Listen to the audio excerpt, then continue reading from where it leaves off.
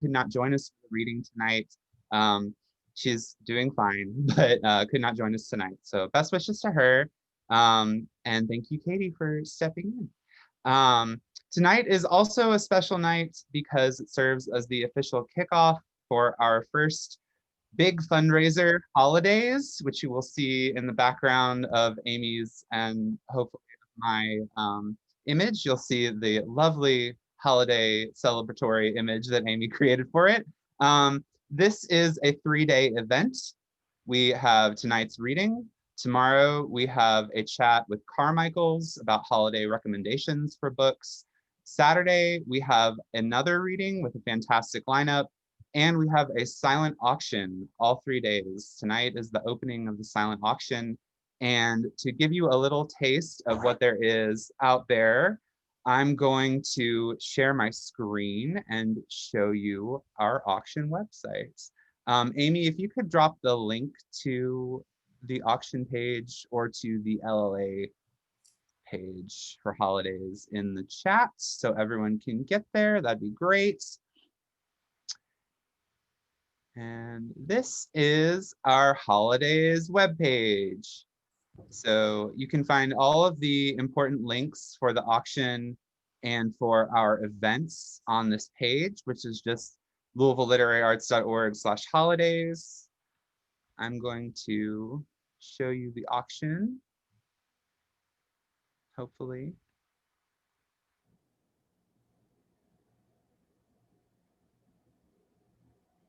All right, so this is what our auction looks like. We have 88 items in our auction, and you can search for books or clothing or whatever it is that you might be excited about. We also have these lovely little drop-down menus, and I'm just going to show you one of my favorite items. Which was donated by our LLA friend, Kim Crum. Thank you, Kim. Lot 59 is a manuscript editing service, which I know I am in desperate need of, and some of you might be also. This is a $200 value manuscript edit of prose 40 pages, and you could bid on it now and see if you win it on Saturday. Seems like a pretty good deal. Also, it's a one-on-one situation. So all of our certificates, there's other ones for an agent critique and workshop. All of these are available on our auction website. So there's a lot more to look at there. And I'm gonna stop screen sharing now. Thank you, Amy, for putting the links in the chat. So y'all can go check that out. I'm gonna mention a couple more of the things going on this weekend later in the reading. But for now, let's go ahead and get started with the reading. Please keep your mics muted throughout unless you are reading, or we will mute you. Just a reminder. All right, Katy Yocom is gonna be first. Katy Yocom was born and raised in Atchison, Kansas. Her debut novel, 3 Ways to Disappear, won the Siskiyou Prize for New Environmental Literature, the First Horizon Award, and the Micro Press Award, and was named a Barnes & Noble Top Indie Favorite. Katy was a 2019 recipient of the Al Smith Fellowship Award for Artistic Excellence from the Kentucky Arts Council. She has written for Newsweek, Salon, LitHub, American Way, the Louisville Review, Terrain.org, and elsewhere. A graduate of the MFA in Writing program at Spalding University, she lives in Louisville and serves as Associate Director of the Low Residency Graduate Programs of Spalding School of Creative and Professional Writing. Katy, you're up. Thank you. Hey, thank you so much. Thanks, Eric, for the great introduction. Thanks, Amy, for inviting me to be here. Everyone, I'm so sorry that I am not Nancy McCabe. She's fabulous. She's one of my very favorite writers, and you should check out her book. It's called Can This Marriage Be Saved? And even just the title should tell you that it's just a fantastic book. So I hope that you'll get the chance to see her at some point. For now, you're stuck with me. But I am thrilled to be here, and it's lovely to see some familiar faces and names. And I thought that I would do something a little bit different. I am going to read from my book. Here's my reading copy. It's completely marked up, but I am going to read from my book. But first, I'm going to read a piece that attempts to explain when you write a book that, so if you can see, this book has a tiger on the cover. When you write a book that involves tigers and has a tiger on the cover, and you talk about tigers for about a dozen years of your life, people ask you, why are you obsessed with tigers? And so I wrote this piece in an attempt to explain that. And I wanted to also have a little fun with it artistically, or just with the writing. So Necessary Fiction, which is a great online site, has a section called Research Notes. And they publish kind of the story behind the story of books. And so they invited me to write a little something about my book. And so, so here's my contribution. Research Notes, 3 Ways to Disappear. Fall in love with a litter of tiger cubs born at your city's zoo. Develop an obsession. Follow it, even though it makes no sense. Understand that your life is going to change. Fail to understand why. Fail to care that you don't understand why. Find the joy in it. Watch the cubs with rapt attention, absorb their features until you can tell the 3 of them apart. Stand at the window gazing upon them for 30 minutes, an hour at a time. Try to visit when the viewing area won't be crowded with children in strollers. Realize you're one of the few adults in the zoo not pushing a stroller. Fail to care. Parents and children come through, look, and move on, but you don't go to the other enclosures. You don't visit the other animals. You have eyes only for the tigers. Half an hour in their presence leaves you replete. There's something holy in all this. The 5 steps of Lectio Divina. Read, pray, meditate, contemplate, act. Read the tiger as a text. Gaze at the animals as if careful observation will create space for some kind of transcendence. Memorize the thickness of their legs, the size and shape of the white spots on the backs of their ears, the pattern of their stripes. When the triplets are small and fuzzy as stuffed animals, watch the female cub climb shakily onto a log, balance there for a moment, then fall into the sawdust, executing a solid face plant. Watch her raise her surprised little face and shake it off. Engage in a conversation with the universe about the inexplicable charisma of certain top predators. Consider that beauty is a value of nature for its own sake. Consider that in the wild, only the most vigorous specimens survive, which means the vector is toward flawlessness. Believe there is no shape, no color pattern, no assemblage of features more beautiful than the face of a tiger. Meditate upon the spiritual reality of these great creatures, tigers as immanence. Remember Christopher Smart, imprisoned as a madman in 18th century London, writing about his cat Geoffrey. For he is the servant of the living God, duly and daily serving him. For at the first glance of the glory of God in the east, he worships in his way. For this is done by wreathing his body 7 times round with elegant quickness. For then he leaps up to catch the musk, which is the blessing of God upon his prayer. For he rolls upon prank to work it in. Note the clarity and depth of Smart's observations, the humility of his authorial stance, the deep joy of his homage. All this from his asylum cell. Dive deeper into your obsession. Read books by naturalists and confront the fact that the wild tiger's time on Earth seems to be reaching its end. Grieve the genocide to which tigers are still being subjected. 96% of the global population eradicated since the turn of the 20th century. Mourn their slaughter for sport and profit, even as they figure into the realm of the divine. Encounter tales of Dakshin Roy, the tiger god of the Sundarbans, worshipped in that watery land by people of every religion, and therefore in his way above religion. Learn of Durga, the fierce protector mother goddess of the Hindu pantheon who rides a tiger. Contemplate the statistic cited by the World Wildlife Fund, that to save one tiger, you must protect 25,000 acres of land. And in sheltering that land, you protect all the creatures living in it, the trees that dine on sunlight and exhale pure air, and the waters that course through that territory. Confront the fact that impoverished farmers living near tiger reserves have no choice but to compete with the great cat for resources.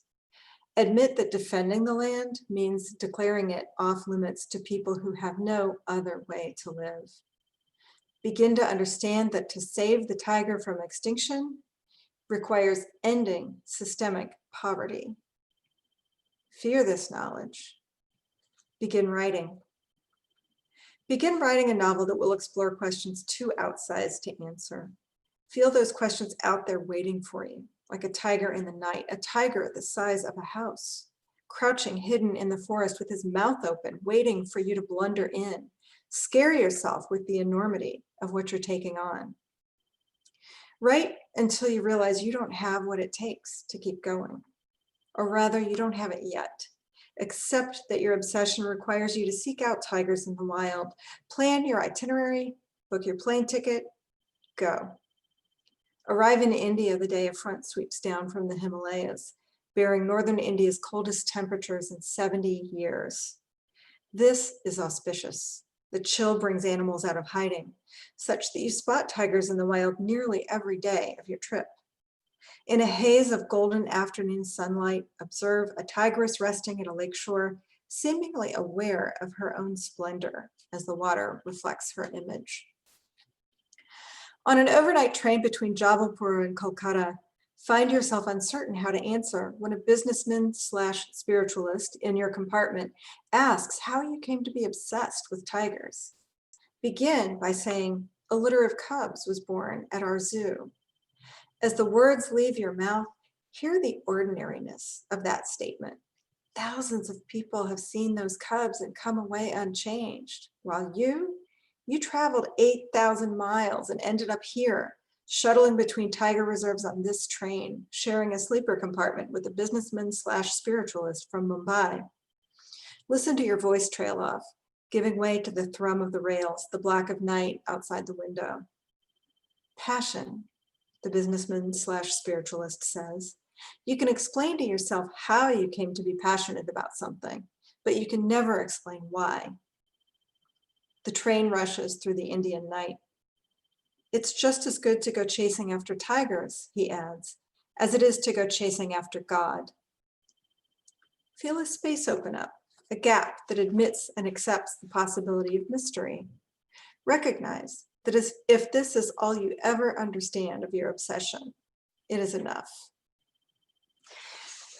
So that's me trying to make a little bit of sense of this inexplicable obsession. So that's the way this book started. It began with tigers. At the very beginning, there were no humans whatsoever. But eventually, as happens, humans entered the story and then eventually took it over. And while there are plenty of tigers in the book, it's the story of a family of two sisters American sisters raised in India, whose family is torn apart when their brother dies in childhood. And the tragedy splits their family. They go back to America. One sister vows never to leave the States again, and the other sister can't stop traveling until she finally ends up back in India, back on the Tiger Reserve.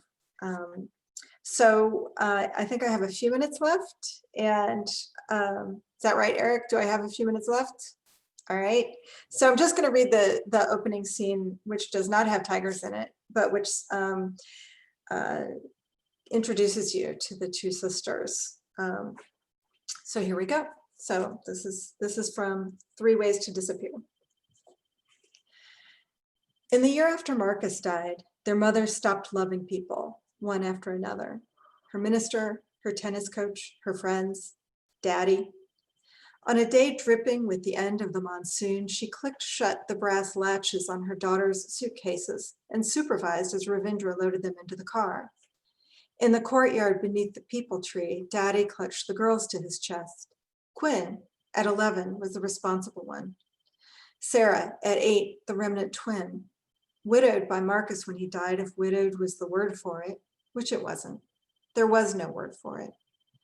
Thin mud soaked their shoes as he kissed their cheeks and begged them not to forget him. It was a terrible thing to hear him say, because it opened up the possibility that they could.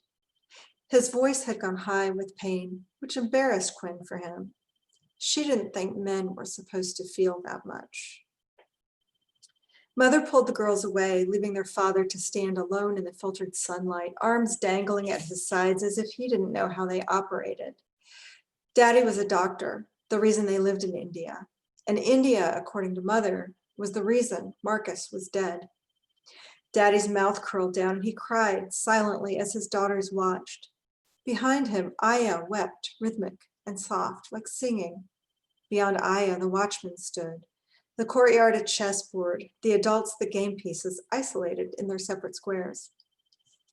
Aya's weeping turned ragged, and Quinn and Sarah ran and clung to her until Mother pried their fingers from Aya's damp turquoise sari and pushed the girls, stumbling and crying, into the car.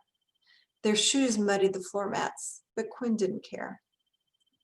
Ravindra opened the wrought iron gate and nosed the car into the inchoate, horn-honking flow of Delhi traffic. In the back seat, Quinn turned around and watched their home grow smaller. Before it vanished altogether, she raised her hand to it and said goodbye.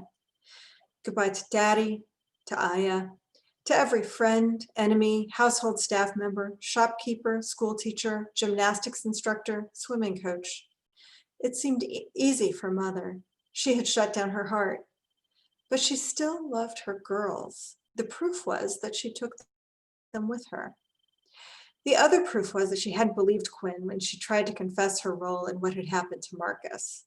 Quinn said the words, but Mother had let them fall to her bedroom floor, where they scuttled under the bed and vanished, which meant that the secret was still Quinn's to carry.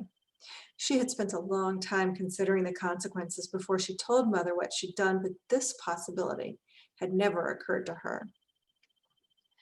Remember, young ladies, always be good, Ravindra said at the airport curb, his eyes streaming. Sarah and Quinn hugged him hard. They cried, but when Mother told them to leave, they left, dutiful girls.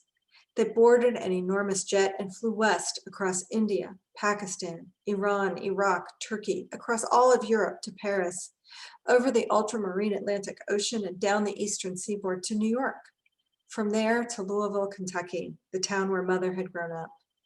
They were leaving their unhappiness as far behind them as the planet would allow. Quinn thought she felt it happen. When the plane lifted off from the Delhi runway, she felt an invisible force push her body back into the seat and flow through her, a tide running in the direction of India and the ground. So Mother was right. It was possible to leave things behind, events and stories and history. With a sense of relief as the plane shuddered around her, she lifted up her secret and offered it to the tide. She would go to America and she would be free. She was 28 years old on the day she stopped believing in this magic, 28 and bare-bellied on an examining table, her husband's fingers interlaced with her own. The ultrasound tech ran a wand over her midsection, and in a haze of black and gray, the two children inside her revealed their identities, a boy and a girl, just like Marcus and Sarah. Sarah was 25 at the time. Marcus was still 7, if he was anything at all. As she looked again at the hazy images of the children inside her, she felt it again, the weight of the plane lifting off and pushing her down. And she knew then that distance and years were nothing, that no matter what their mother said, their histories traveled with them, stitched into their DNA. Thank you. Thank you so much, Katy. Oh, good. And Amy's put the link to Carmichael's for Katy's book in the chat, so y'all can check that out. Definitely check out that book. I'm really excited to do so myself. And thank you, Katy, for that wonderful opening essay too. Really love that. So before we get on to Benjamin Garcia, I just wanted to highlight that we are talking with Carmichael's tomorrow at 7 o'clock. We will be having a chat with Amy Miller and Carmichael's on holiday book recommendations. And these are for gift giving or, you know, for gift giving to yourself. We also have a lot of books up on the silent auction website. If you're interested in checking those out, the link is in the chat and I'll make sure it gets in there again. All right, so next person up is Ben. Benjamin Garcia's first collection, Thrown in the Throat with Milkweed Editions, was selected by Kazim Ali for the 2019 National Poetry Series. He works as a sexual health and harm reduction educator throughout the Finger Lakes region of New York. His poems have recently appeared or are forthcoming in American Poetry Review, Kenyon Review, Lit Hub, and New England Review. Ben, your turn. Thank you. I have to remember to unmute myself. Hi, thank you for having me. This is really awesome. I'm honored to read with both of you. I'm going to be reading from my book, Thrown in the Throat. So this just came out in August. And the first poem I'm going to read is the first poem in the book. It's titled The Language in Question. And this is actually a series in the book that, you know, I can't say what the book is about, but definitely language is one of those, you know, things in there. So the language in question. The language in question is criminal. Like a shark, it ate a license plate, and it ate the shark. Well, the fins it poached anyway. It gorges like a gorge, the river flowing like a scarf some magician just keeps pulling. It ate away the deposits of clay. Like a sinkhole, the language in question ate a chateau and the family inside. It pickpockets the stranger with gusto. It barters with bards, pays in counterfeit. Money is no object. The tongue desires, the language acquires. The language in question likes conquest, moves west because it hungers like locusts. Like the larvae of the caddisfly, this tongue makes a shell of what it pilfered. It's the apex predator in the food pyramid. It ransacked the pyramids, tours the spoils of theft, the country of origin, but only on loan. A paper wasp that makes its home from what it chewed and spat back out of your own and stings you if you get too close. Too close, stung. I told you the language in question is the S-shaped tongue of the anteater, the so-called worm tongue. It warms itself at the fire it made from other people's scrolls, codices, tomes. It entombs and embalms and lights bombs. The language in question thinks it's Billy the Kid. The language in question is shooting up the saloon. The language in question is shooting up meth, dope, coke. Whatever's on hand is the drug of choice.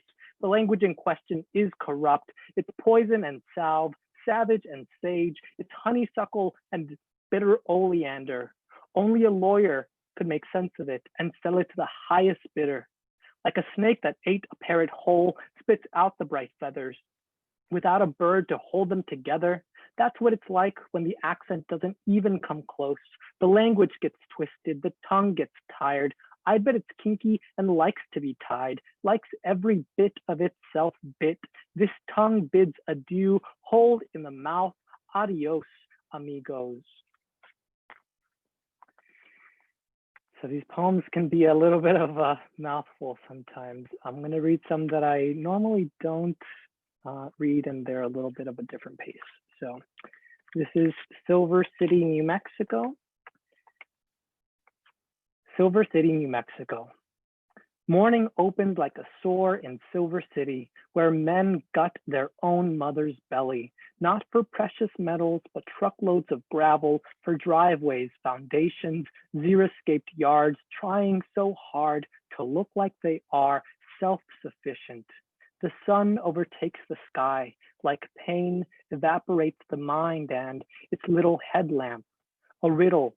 What can be divided like a worm, squirms, welcomes itself into one body, is alive 3 times? You would exchange a ton of gold for any measure of it if you only knew it was leaving. I bet you got it by now. I bet you guessed water. You'd be right, but I wasn't thinking water. I thought God or universe.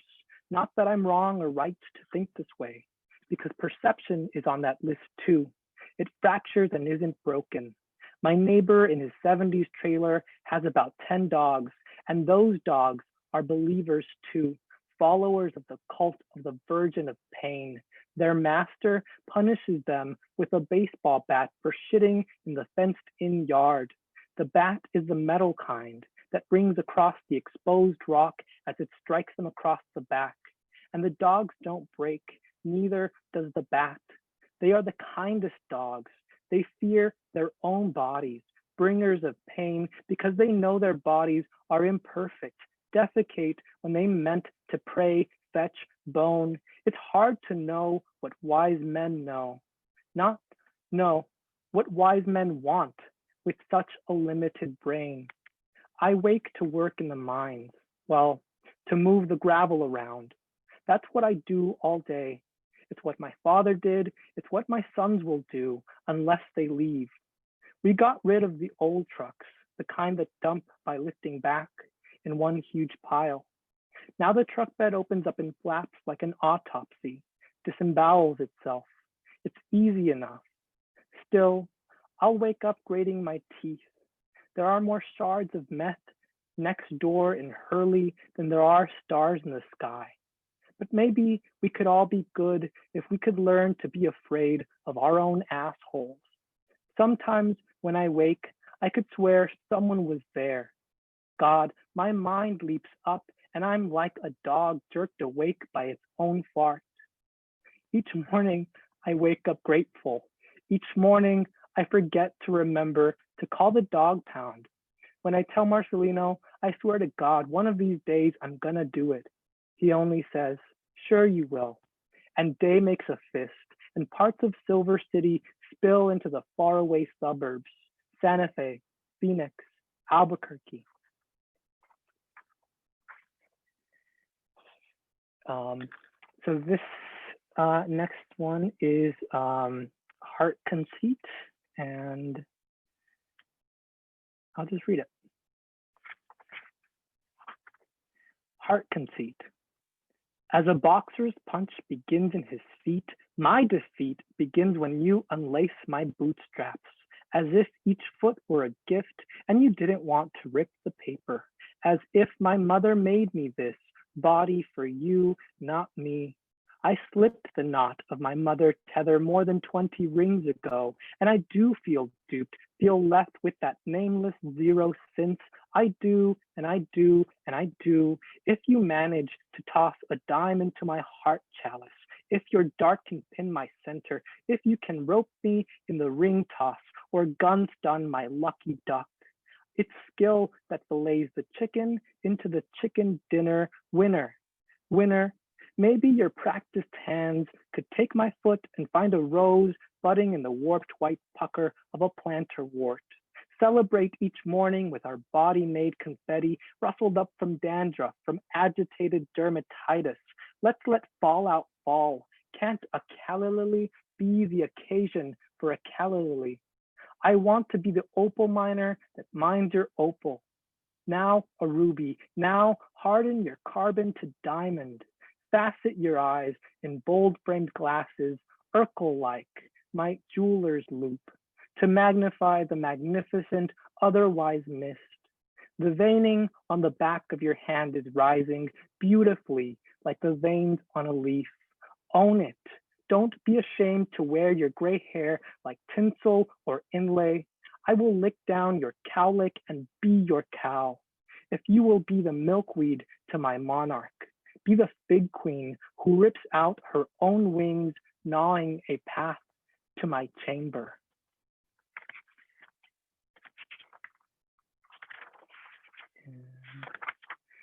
This one is a self-portrait as a man-made diamond, and it has an epigraph that says, your own life gem diamond can be created from the carbon in cremation ashes or a lock of hair. And so there's actually a company out there that if you have a loved one cremated or a dog or, you know, whatever has carbon in it, they can make a diamond out of that for you. Self-portrait as a man-made diamond. Clarity might be a virtue, especially where diamonds are concerned, but I am not a diamond yet. I could be, burned in a pyre, release, periodic bonds, post-bail, near nothing I could be, pressured into permanence. Do the great I do dare cannonball into the infinity pool. If I gave my warmth up, if I agreed to live in that permafrost of forever where nothing is able to leave a footprint or a scratch, because there is nothing for me in immortality's tundra to even chip my teeth on. I couldn't live that way now, much less after. Composure and bling have never been my thing. The only boots I've ever owned were for work, not dance. And I've always been of the mind that if butter and bacon make everything better, lard makes everything best, lard that clarifies the pastry bag, that clarifies the taste of the pastry. That's my kind of diamond. Opaque but dismisses opacity, can make a damn good cake. Like fat, I'm not pig-headed, though I came from pigs. Solid at room temp, keeps tempo with the climate. Universal, in other words, useful. Trust me, if I were reduced to diamond, I'd be of such a quality no one would want me. But dentists would wield me in their drill bits, their burrs. I'm gonna end on this last poem. So this is an ode to Adam Rippon's butt. Adam Rippon is a Olympic medalist. He's the first openly gay man to win any Winter Olympic medal, and that happened just in 2018. He had a lot of online haters because he's gay, and he actually just retweeted some good news about this poem, so I thought, why not read this one? Ode to Adam Rippon's butt. In the language of the body, merci for this grand bounty. I have to say ole to that Olympic butt in a way that isn't crass. So here's your VIP full access pass to that showstopper, champagne top popper. Better wear your best seersucker, because sure, Adam's feet flow like cursive, but let's be honest. What freak nun is looking at your feet with a booty that says, God damn, I believe in God. I'm a follower, a convert to your Corvette broom, zooming in a suit that says, eat me. The way you scarf down a double-decker burger, dripping with juices, in full carnal knowledge, it's no good for you. But you stuff your face anyway, without reservation, and even Five Guys isn't out of the question. Did I mention the special is a buy one, get one, free to hair flip online haters, spin in high heels, strike a pose or gag on Gaga in a sequin laser light show with disco washboard stomach, or red carpet ready, dashing in your leather harness, answering, what's it like to be a gay athlete in a sport so vehemently straight up homophobic? Are you still surprised?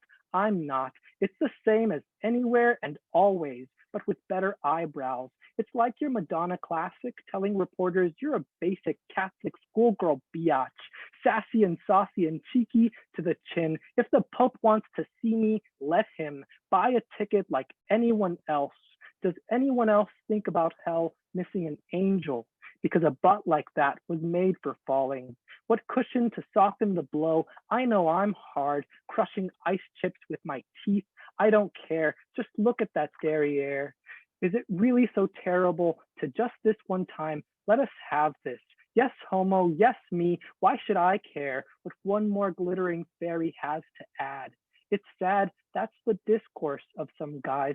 Think it doesn't matter that he's gay. It matters out in public, at the doctor's office. It matters. It matters to the men who would beat him, and he might get beaten. In technique, Adam said as much, but no one turns a cheek like me. Smeared in Vice President Pence's rhetorical smatter, don't tell me it doesn't matter. So this is an ode to Adam Rippon's butt. Go ahead and call it shallow. The rink is so because it needs to be. Hell hath frozen over, and I'm here making angels out of snow with a fury to jump high, first crouch low. So, thanks.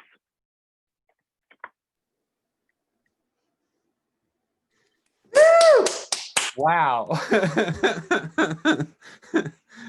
Ben, I don't know what to follow that with as far as segues, because all I ever needed was to hear someone say the rhyme, I don't care, look at that derriere. That was all I ever wanted, and you just gave it to me. Thank you so much. So good. Okay. So far, y'all are blowing me away. If you're enjoying this, we're going to have more of this on Saturday. There will be a reading Saturday as part of the holidays celebration, and it's going to include highlights, including the Naked Poets. So lots of raucous laughter there involved, hopefully, and Ron Whitehead. So we will be having a lovely time with those folks on Saturday at 7 o'clock. Make sure you check that out. Amy's including the link to Ben's website so you can check out Ben's book. Wonderful stuff, y'all. All right, we're gonna round this out with Michael. Michael Baumann is an assistant professor of communication and speech and debate coach at Marian University in Indianapolis, a city where he's headlined at more than 20 performance poetry venues and taught workshops to poets of every age. Other than saying it to people, he's never published a poem, which is his 2020 aim. I'm sure you can, Michael. Good luck. Michael's also very gifted at piano, and we'll include his link in the chat. Michael, are you ready? Yeah, I'm ready. Yeah, thanks, Ben, and thanks, Katie, for reading. It's been really cool to just listen to your work. One of my writing teachers in college once said, to be a good writer, you have to be a good reader, and I just really appreciate, the gifts of your writing today. So yeah, I'm also really nervous, but I'm really excited. I don't remember a time when so many different kinds of groups. I've got like students and family and friends and new friends. So thanks everybody for coming. My fiance Joe was just listening to the Adam Rippon poem. That's his very favorite celebrity crush, Ben. He said Troye Sivan is up next. But yeah, my fiance loved that poem. Speaking of Joe, I'm engaged. I'm getting married in June. So I am going to, I'm going to theme this set around that engagement. The first thing that I'm going to talk about is something old, and then I'm going to talk about something new, something borrowed, and then something blue. Have y'all heard that rhyme before as it relates to weddings, stuff like that, right? So I'll kind of like walk you through, I'll walk you through that. So here we go. The very first poem is one of the oldest poems that I have. It's my brother Will's favorite poem. And so I'm going to dedicate this one to him. Okay, it's called A Magic Marker. If I gave you a magic marker, and I'm not talking about any of that Sharpie shit, but if I gave you a magic marker that was really, truly magical, I know that you would use its powers for good and not for evil. And I know so because, I know that you would use it to rewrite some wrongs, to make some rights, and write down your songs onto some kites that you can raise your melody hoisted like the spines of so many big black tree trunks into the high sky. And if I gave you a magic marker that was really, truly magical, I know that you would use it to transform all of these trees' leaves into the punctuation marks at the ends of your declaratives and interrogatives, raining exclamation points and periods and question marks down onto the sentence soil of your paper world ground, giving the earth and all of the nation, all of creation, some sort of connotation, some sort of denotation. After sketching this stretching mouth wide into the world, it would dictate wisdom words that you would translate right into the white clouds, the sounds of an orb hoisted onto the heart and head of a man named Atlas. And because his arms are busy bearing the weight of the world on his shoulder, I know that you'll use this opportunity to draw a mustache onto his upper lip because you're fucked up like that. You've always been fucked up like that. And if I gave you a magic marker that was really, truly magical, I know that you would use it to draw me a new set of hands that can grip inside rib cages, pulling my heartstring curtains apart and squeezing the soul inside so that soul juice would drip drop down onto the canvas of your new world, dotting all of the I's that you left undotted, unjotted, unblotted, unbottling all of the bottled up stuff, all of these little bottles with little messages that you wrote, corked and left drifting in all of the small and tall waves that you would draw into your new ocean outlined by the lines of your new marker that I gave to you. And with my new set of hands, I would uncork each and every bottle. I would eat the message hiding inside so that I could exhale exhale your exiled words back out onto the wild wind currents of the callous skin of the sky. And if I gave you a magic marker that was really, truly magical, I know that you would use it to draw me a new set of internal organs that could go pumpity pump pump in synchronization with yours, opening valves and opening doors and letting our blood take elevators to different little floors in our little skyscraper bodies, like little skyscraper people telling the little skyscraper stories of our little skyscraper lives. And I know that you would use this marker to draw all of these little skyscraper stories onto my circulatory system using my veins and my arteries like the lines on notebook paper. Your ink would blacken my blood and eventually replace it so that you would have to go in and surgically remove my organs one by one by one and draw me new ones one by one by one. And by the time you'd be done, I would cry ink and blink ink and breathe and bleed and drink ink, and I would be your masterpiece. But if you gave me a magic marker that was really, truly magical, I would use it to write this poem 100,000 times onto the surface of your body so that when you walk, I talk, and the world will be better. So that is the oldest poem. Let's move to something new. And I'll just kind of pause right here. Is this, I speed sometimes. Did it come through okay? Should I slow down a little bit?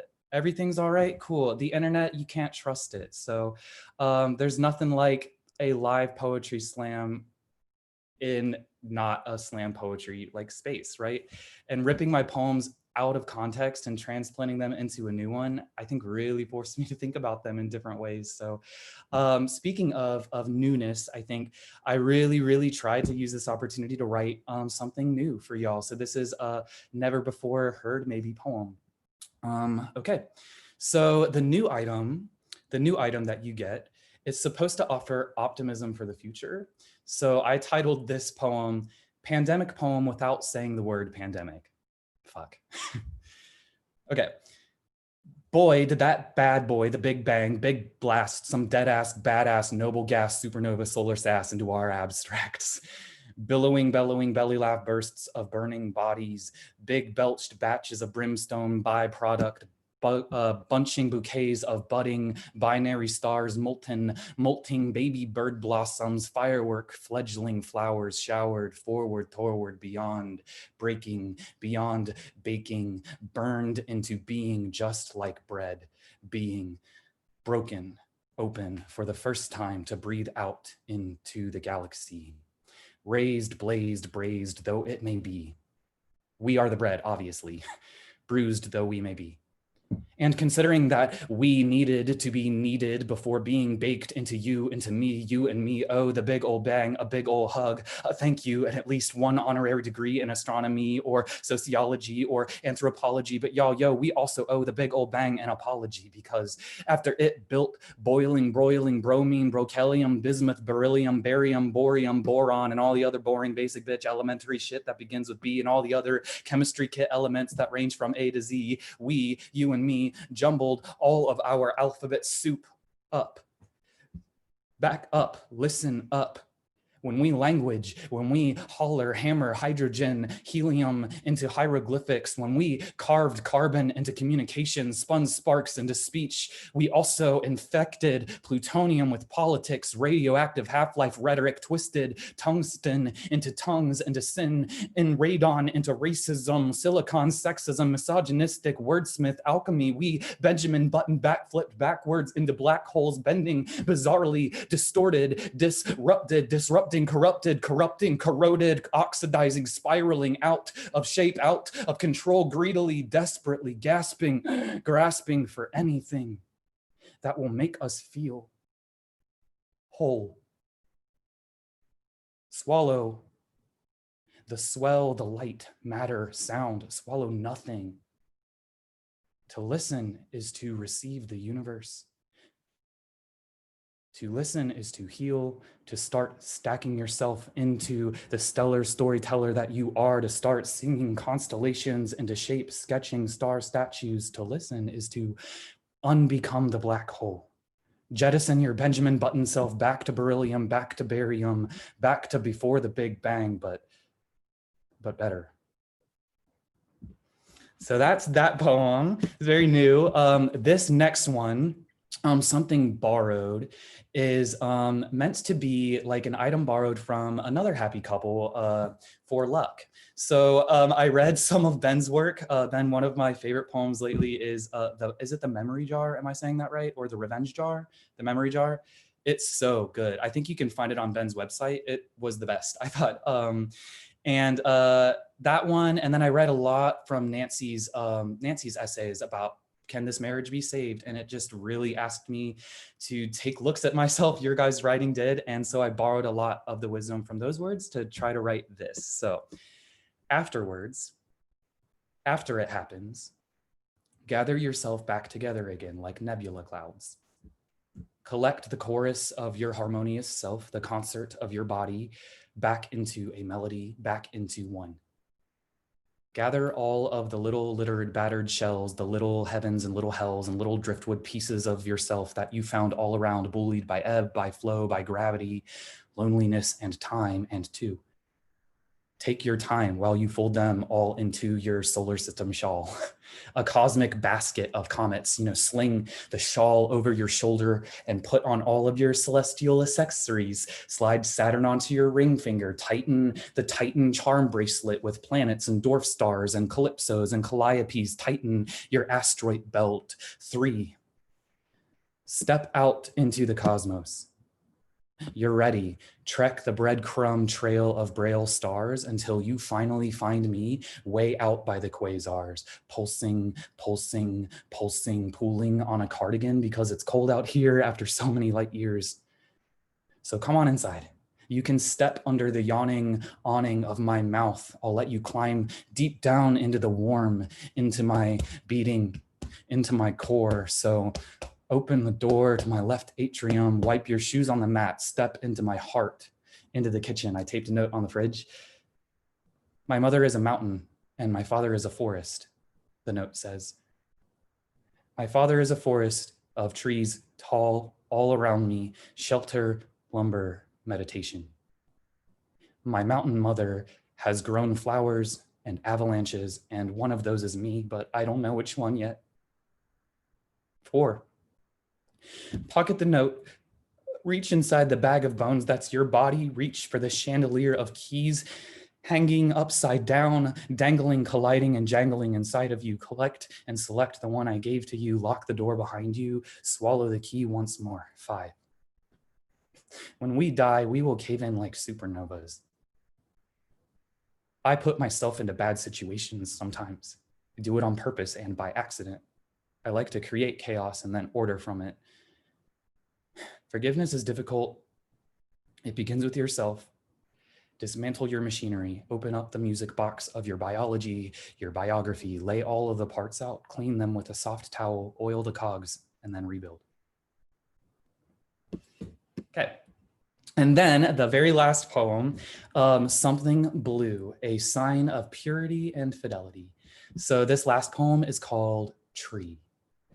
And it's about love and purity and, well, I mean, it's about fidelity anyway. I want to grow upwards in the place where we fell in love. I want to plug my tree roots deep into the soil there and rain fresh green seeds from my knotted arms raised high and bent like a Methuselah beard or like a hummingbird bedhead.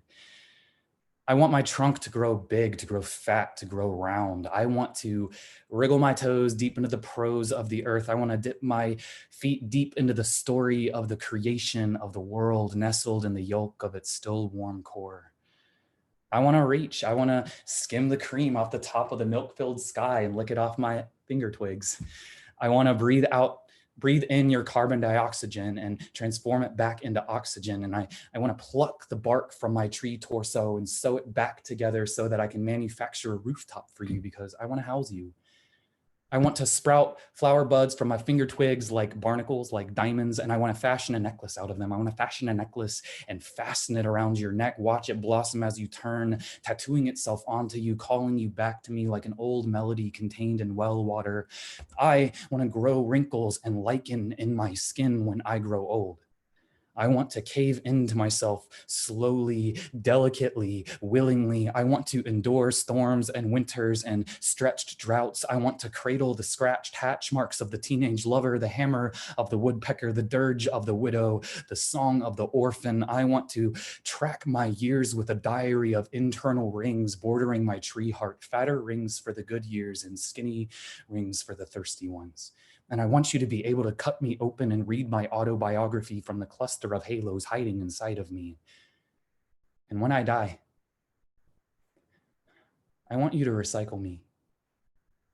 I want you to make me into sawdust, flatten me into a pulp, make pages out of me, write your poetry on top of me, bind me into a book, place your bookmarks inside of me, place me on top of your mantelpiece, take me back down on the hard days, on the sad days, pack me into your moving boxes, take me with you always. And when you're done with me, when you have read all of me and you fully memorized the book of my body, I want you to take me and plant me back in that same place where we fell in love so that I can grow upwards into a tree again with knotted arms raised high and bent like a Methuselah beard or like a hummingbird bedhead again, to grow fat and round and tall again, only this time I will bloom with your fragrant chapters. My blossoms will smell like your prose, the bees will make honey out of you, and you will carve your initials into my tree skin, and the sunlight will shine in and onto the canyons of your calligraphy, photosynthesize your autograph into me so that I can say your name and say your name and say your name and say your name and say your name.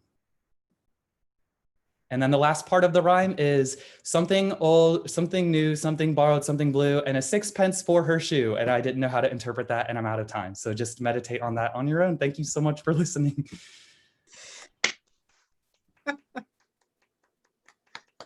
Thank you so much, Michael. I wouldn't know what to do with that either. Thank you all so much. We're gonna do a little Q&A to wrap it up, if y'all are okay with that. My first question is, Michael, how does it feel to be doing this slamming? And you were talking a little bit about slam context, reading context, like trying to figure out how different things like mesh together and how things perform together. Like what all were you thinking about? I'm just curious. I think that's a really great question. Thanks for asking it. So I think that, like many people probably think, poetry is visual and poetry is oral. So you can hear it, you can read it, you can do all of these things. But for me, like the thing that brings me to poems is like the sound part. And so it's so important. And I think that's part of why and how I've resisted publishing stuff on paper so much so far. Yeah, my publication is supposed to be live, I think. And sometimes I think about my poetry as not being completed, not being fully written until it's being said. And the audience members are also contributing subtext to my performance. So like the snaps and the laughs and the facial expressions and the feelings, that is a sign for me that my audience is my co-author, and together we're making meaning with the poem. So while I think I definitely got a version of that electronically, it's not the same. So that's a little bit of it, but I don't want to hog the mic, so to speak. No, totally. And it is like Zoom is a different beast too, right? Like trying to do anything on Zoom is different. But also, Ben, I sense the same sort of sound play, like real excitement with sound and just play in language in your writing, which is also published. So I wonder if you wanted to chime in on this too, this like idea of performance and setting. Yeah, I mean, I don't know that I see that like strong of a divide. I know that there's always like, you know, people want to do like page versus stage, but I don't know if there's that division really. Like, you know, I don't think a poem is complete until it's being read out loud. I mean, maybe not, that doesn't work for every poem, but I love reading poems out loud, whether they're mine or somebody else's, but definitely when I'm writing, I'm interested in sound, so I'm reading them aloud as I'm going along, you know? And part of that for me is just like, I want something fun to say, like, you know, whether or not someone identifies with what I'm saying or, you know, even enjoys that part of it, if they can enjoy the sound, or if like, you know, they can, that's what makes me go back to a poem. That's part of what I look for. That's part of what I do with what I'm creating. Yeah, I think, I mean, as a writer, like I am totally with y'all in terms of the like divide between, is this poem like a script for performance? Is it a performance in itself? Is it alive before it hits the page? Like I'm kind of all of the above person. And I also heard Katy speaking to practice and writing as sort of like a practice of engaging with, I sense, the sacred or something like that in your craft essay. I was here, I mean, Christopher Smart, I was hearing, you know, and that reminded me of this idea of play and practice. So I was wondering if you wanted to mention anything about that. Play and practice. Yeah, I think that, you know, at its best, writing is play, and if you can find that space and if you can stay in that space, then what you're producing is probably going to be better, fresher. It's going to maybe even endure longer. So, you know, when I wrote this piece, the research notes piece with the Lectio Divina in it, part of that was just, I wanted to, what I love doing, what I think writing really encourages us to do is take two things that are different and kind of mash them together, do a mashup and see what happens, right? So I started, you know, thinking about, why do I have an obsession with tigers? You know, it seems so random. And then it's at some point in thinking about that, the idea of Lectio Divina came into it. And Lectio Divina has 5 parts: read, pray, meditate, contemplate, and act. And I was like, what if you put those two things together? And that is where this essay came from.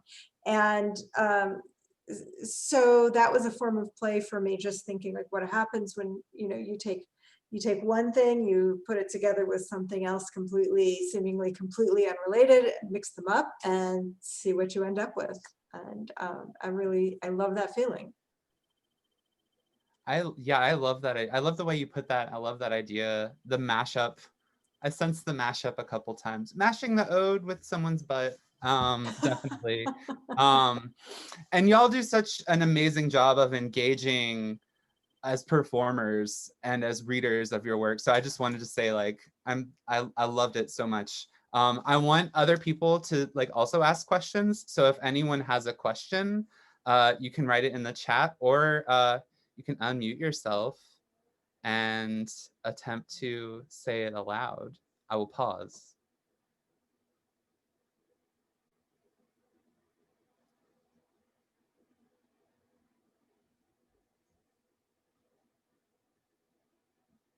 I could absolutely go on forever asking all questions. So, and if you want to ask anyone else of the readers a question, you may do that too.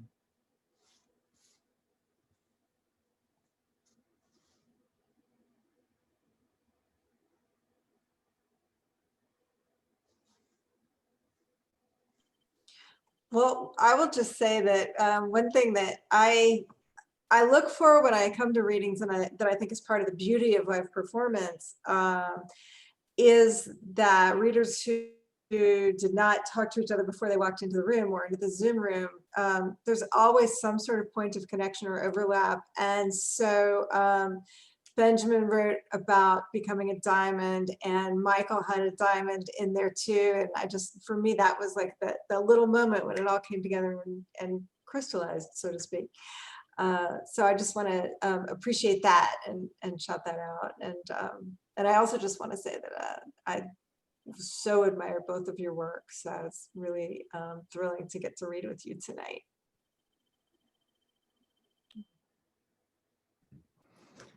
Thank you. I also loved your writing, and tigers are my favorite animals. So I'm so excited to get your book. Like, I truly am. They're my favorite animals. Ask anyone, they'll tell you yes. Well, unicorns, but they're not real, you know. Or are they? But I feel like one question I have for both of you, I like to hear about what your research process is like. Like, what do you think about research and writing? So I don't necessarily like I don't know if like I need to know every step of your process, but like just something cool you know about research that you've learned from doing it. Yeah, it's always something that I'm trying to learn more about myself. Yeah, Benjamin, you want to start? You go ahead. Okay, all right. So I would just say that for me, just thinking about my novel, I have written other things, but nothing so big and permanent. But it didn't really start to happen until I started to do research. I had for a long time when I was, when all I had going on was the obsession and this vague idea to write about it, nothing was happening. Then when I started to do research, I started to read other people's words. I started to learn, I started to learn facts and data. I started to see new images of actual places. And then ultimately, as I said in the piece, it actually took me there to be there on the ground. And there's no way in the world that this novel could have happened without the research. So research kind of, it makes it real. It makes it real for me. And excuse me. And it just creates all the stuff of all the physical stuff that goes into the book, the sensory world, the things that you notice. And I'm all about it. I think it's essential. What about you, Benjamin? Tennessee gets stuck in a blanket sometimes. I don't know that I can give any helpful advice, except that I kind of think everything is research. So like if you have an idea about, I don't know, like tigers, for me, I'm looking at like nature documentaries, but I'm also just like Googling. That must be a guy. Image. So I thought, she must be reading his. So I think anything is kind of, an opportunity for research. I don't think the girls are. Well, who knows? Someone's unmuted. Jan, we're hearing you. So sometimes I will be doing research on things like I work in public health, specifically with sexual health. And so like I'm Googling things and I'm just, going far into those areas. And, sometimes my partner will come by and he's like, what are you doing? And I'm like, research, it's all research, so just sort of, because I think anything can potentially go into a poem, I look for it in, yes, of course, books and checking those out. But it's not just that, I can look at Criterion and, look at to see if there's anything that's sort of related to what I'm talking about or what I'm thinking about. So just basically pull from any source. I'm also going to give a shout out to the physical object of books. You're talking about books, Benjamin, and also talking about Googling. And obviously both are really important, but I just wanted to shout out, like, don't forget the book, the physical object of books when you're researching, and any other physical object. I think it's important to get away from the screen. Not all the time, but sometimes. So very important. I totally agree. And I actually think I saw a chat question come through that speaks, I think, to a lot of what you're saying. So Kenton wrote, I'm hearing all of you inspired to some degree by your experiences of the natural world. Can you comment on that? So yeah, I think that's also a really good question. I'd love to comment on it. And then of course, listen to what everyone else has to say. But I think that, so walking and talk, like the sound and walking part and saying like piecing the poetry together on the page is important, but it also happens like up in here, up in my brain and with my mouth. And often that's best done when I'm walking around in nature. And I think the second thing that I'll comment on is also related to research, but the poet Lauren Halderman, I was just reading some of her work recently. She came to the U of L, the University of Louisville's Axton reading series not too long ago. And when I was a student there, I went to her reading and it was awesome. And she talked about environmental and embodied research. So yes, research is Googling and research is books, but like you said, Katy, and I think like you're asking about Kenton, research can also be being in the world. And like maybe a lot of the lines about listening that I wrote for the last poem, I researched by going outside to my university's outdoor eco lab and like it says, received the universe in so many ways. And I tried to define listening by doing it, by being in a place where I was listening and then trying to create the metaphors that communicate the way that I understand how to listen best in the poetry. So like that, yeah, Lauren writes a lot about like ghosts and haunting and stuff. And so she's like, sometimes my research is walking around graveyards, and that really stuck with me. So sometimes my research is walking around in the natural world. If I want to describe a tree, I need to look at one and really study it. And I can do that on Google, but I can also do that outside.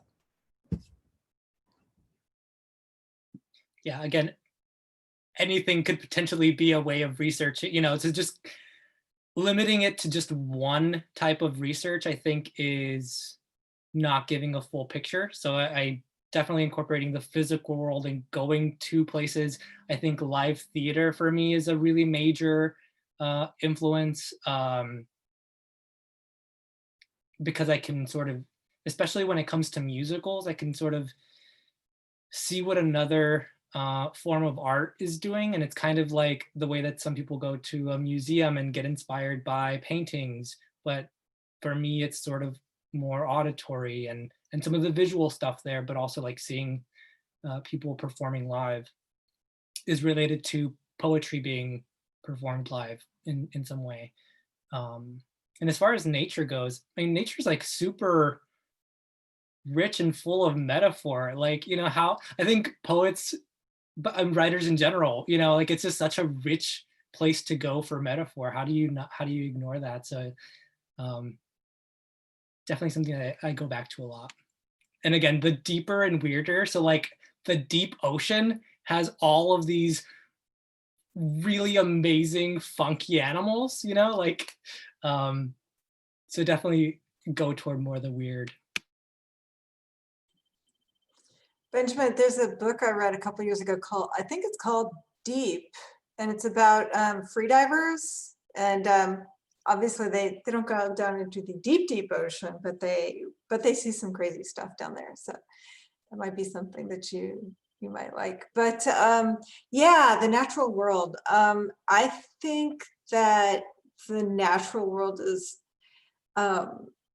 it is so inspiring because it's so much bigger than us. And it's also, just the very definition of the fact that it's not human is really important, because I think, we all get so caught up in, in ourselves and our identity, our little like ego thing, just that I'm this person, I am this little contained bubble separate from everything else.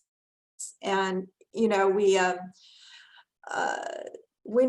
that that's not true, but I think that going out in nature is just like a really bracing dose of reality that reminds us that that's not true, reminds us that we're not the be all and the end all, and also reminds us that there are the incredible diversity of life on Earth. We don't control it. When I was researching my novel, I was really hit with the fact that there's no morality in nature in terms of, I'm looking at tigers and I'm loving tigers and I think they're so great. And then, I witness a tiger catch, this heartbreaking little fawn. and that's very sad, but the tiger has to eat, right? And so I guess nature is just like humbling in the best possible way. You know, it just lets you know as a human that you're not really that big. And I think that's a huge relief. And I think that's why we write about it, or that's part of why I write about it anyway.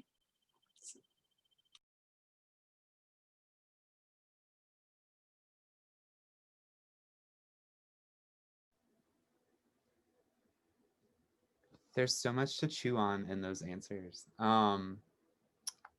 While other people might be coming up with questions, I will mention that Michael is teaching a class for us, which I didn't say before. I'm very sorry, Michael. It's coming up on Saturday at 1 o'clock. It's called Authentic Authoring and Confessional Writing, and Amy's going to put a link to it in the chat. That's very exciting. Michael, do you want to give us a preview of what we might encounter in your class? You can say no.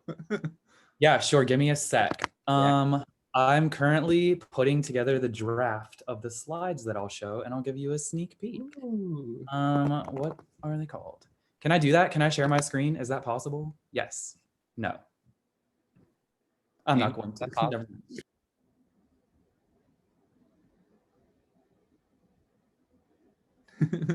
The thing that I'm going to talk about first is the performer's body. The second thing I'm going to talk about is research. And the third thing that I'm going to talk about is drag. All three of those metaphors, I think, are going to frame the conversation. And first, we'll hear from like some kind of excellent writer, a poet, a fiction writer, an essayist. Then I'll share the lesson. Then we'll talk and write 3 times. That sounds incredible. Which is reminds me of a good question. Who are y'all reading right now?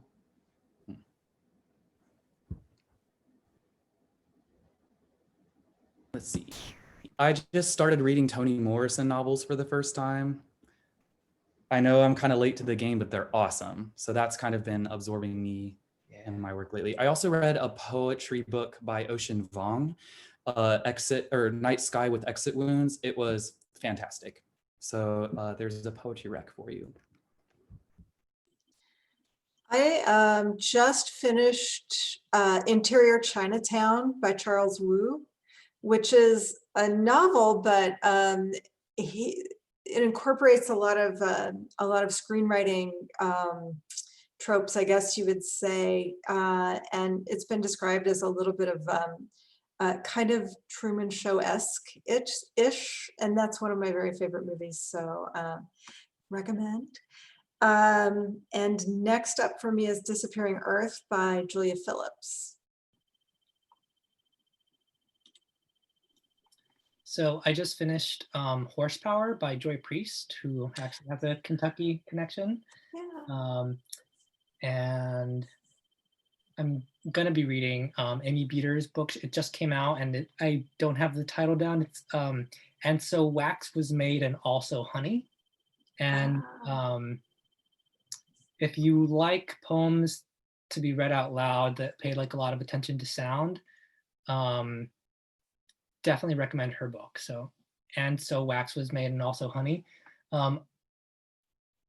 Her first 2 books were like really helpful for me when I was figuring out like sound as I'm writing it and how to make that work on the page. So definitely recommend her. Yes, thank you all very much for the recommendations. And Amy is mentioning that Joy Priest is coming to InKY in January. Wonderful. So we have that to look forward to, as well as the rest of this weekend.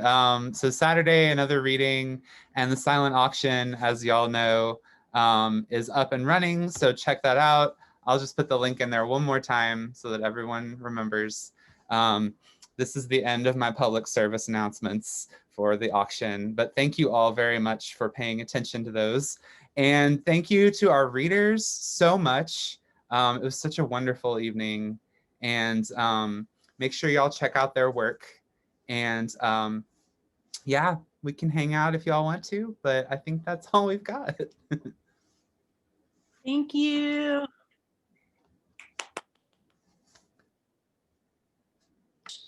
Thank you all so much. Thanks for having me. It was really a joy to get to know Benjamin's work and Michael's. So thank you guys so much. Thanks everybody for being here. Thank you, Katie. It was so wonderful. I want to go look up your essay now. Oh yeah, it's unnecessary fiction. Yes. So Yeah, I check wrote it out. All right. Thanks. Okay.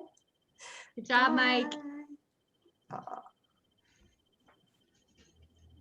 Thanks for coming, everybody, especially family. It was really cool. Did you get to see some of the poetry, or did you all just, oh, cool, awesome.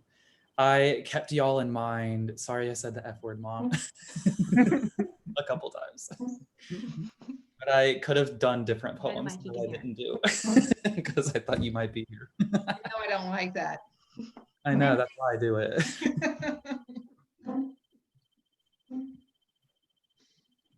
Bye. How do we leave? You click Bye, you guys. I'll see you. I'll see you when I see you. Okay. Bye. For coming. Trying to.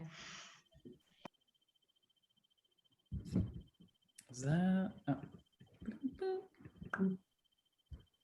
Thanks, I think everyone. a lot of family come through. Yeah. That's awesome. Yeah, Really it was cool. kind of nerve-wracking, but You did great. You Thanks. did great. Yeah, it Yeah. was spectacular seeing you perform.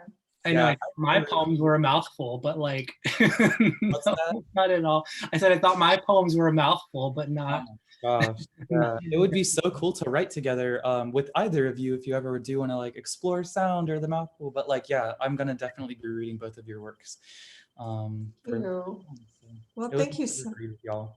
It was great to read with you. And Benjamin, I'm going to check out your book too. So congratulations, Milkweed. That's big Yeah. time. That's fantastic. They've been wonderful. They've been really great. That's awesome. Good, good.